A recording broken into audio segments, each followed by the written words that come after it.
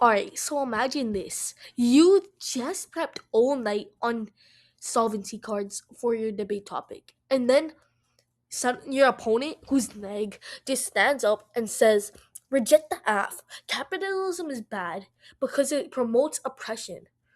And suddenly you're debating about some random person on the street instead of the actual resolved, which is climate policy.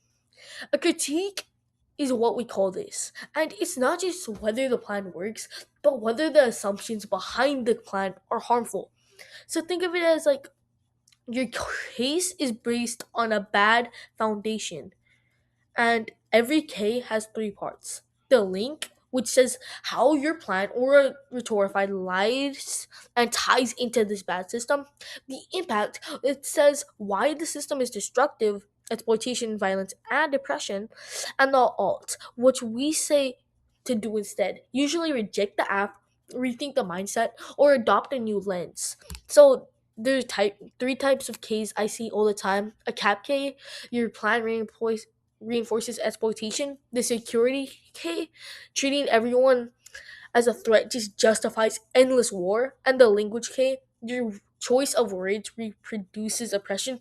So, for example, of a language K, let's say you stand, everyone, please stand up for CX, and then the opposing side can run an activism K, saying that not everyone can stand up, and because you said stand, you're being biased out of the actual people with disabilities. So how do you answer, K? So you can say no link. My plan does not cause that.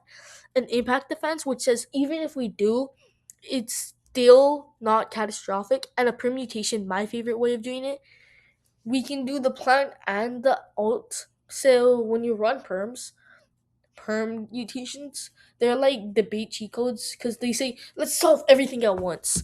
But like you have like if you can't just say perm do both and sit down. Explain why the alts and plan can coexist, or else the judge would just write perm, lack of explanation, case still stands, lose automatically.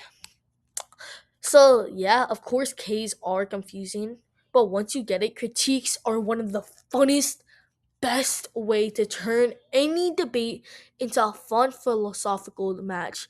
And remember, if you ever hear something like an Legati K or something, you're about to argue against such high caliber and friv theory. It's one of the most low cortisol arguments you can run, and I love them for that ability to just be fun.